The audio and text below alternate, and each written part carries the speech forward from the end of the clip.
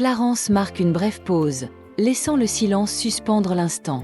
Son regard s'intensifie, comme s'il cherchait à capter chaque nuance de mon âme, avant de murmurer, d'une voix empreinte à la fois de tendresse et de gravité. Après 25 ans dans le même lit par Camille Auxence. Chapitre 8. 21 janvier. Partie 1. Clarence marque une brève pause, laissant le silence suspendre l'instant. Son regard s'intensifie, comme s'il cherchait à capter chaque nuance de mon âme, avant de murmurer, d'une voix empreinte à la fois de tendresse et de gravité. Veux-tu m'épouser?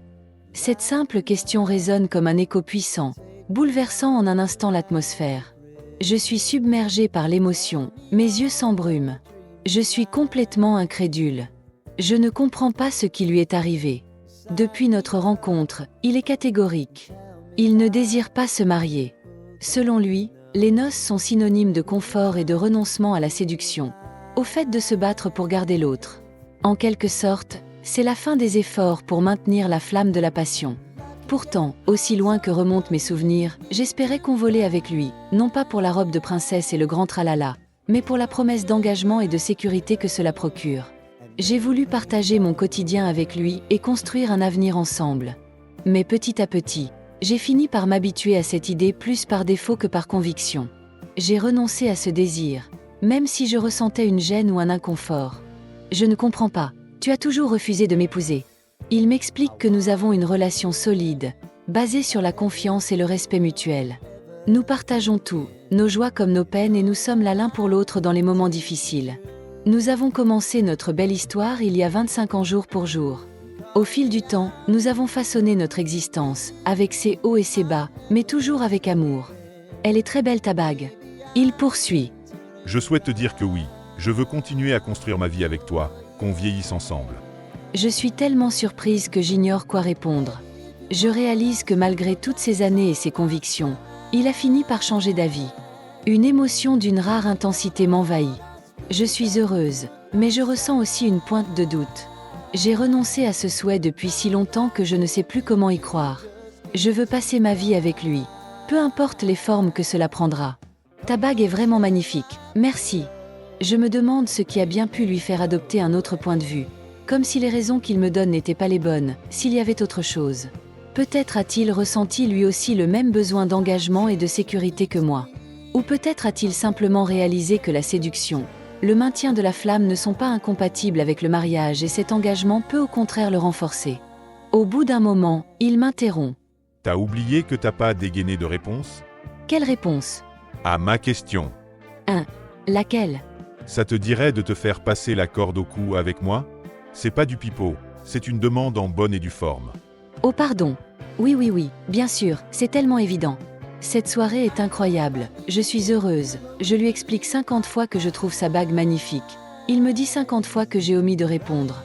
Nous rentrons à notre chambre dans le même pas. Je suis si enchantée que j'occulte la douleur lancinante de mes chaussures à talons que je ne porte pour ainsi dire jamais.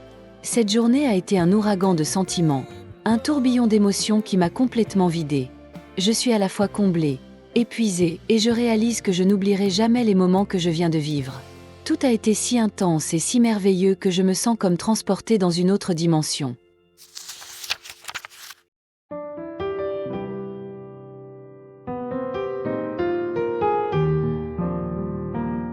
Les mains de Clarence, qui connaissent chaque recoin de mon visage, me caressent avec une tendresse infinie.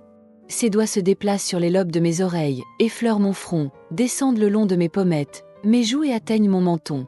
Je devine la pulpe de son index sur mes lèvres. Je cherche à l'embrasser.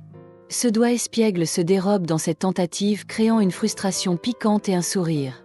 Il remonte délicatement sur mon nez comme s'il découvrait pour la première fois mon visage. Un instant plus tard, de légers et subtils contacts buccaux tombent au hasard sur moi, comme la pluie sur un lac. Je sens sa bouche glisser sur ma peau avec une douceur inouïe. Depuis le front et suivant le même chemin, ses lèvres finissent par trouver les miennes. Je cherche à mon tour à lui rendre sa merveilleuse attention et là encore, ses lèvres malicieuses m'esquivent. Je suis frustrée, je n'arrive pas à l'embrasser.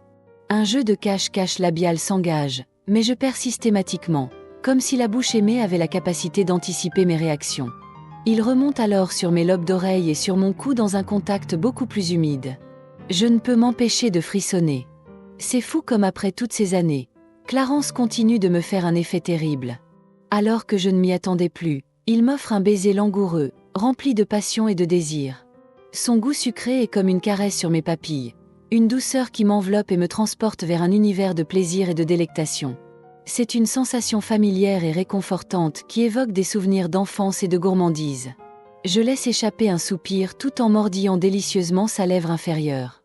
Comme séduite par une quête clandestine, sa bouche repart déjà. J'aurais aimé prolonger ce baiser langoureux, mais il se pose sur mes tempes et masse légèrement mon cuir chevelu. Ses doigts glissent, filant chaque mèche avec délicatesse tout en m'embrassant dans le cou. Merci d'avoir écouté cette première partie de chapitre. N'oubliez pas de mettre un pouce bleu et de vous abonner pour ne pas rater la suite de l'histoire de Charline et Clarence. Vous pouvez aussi continuer la lecture sur Wattpad.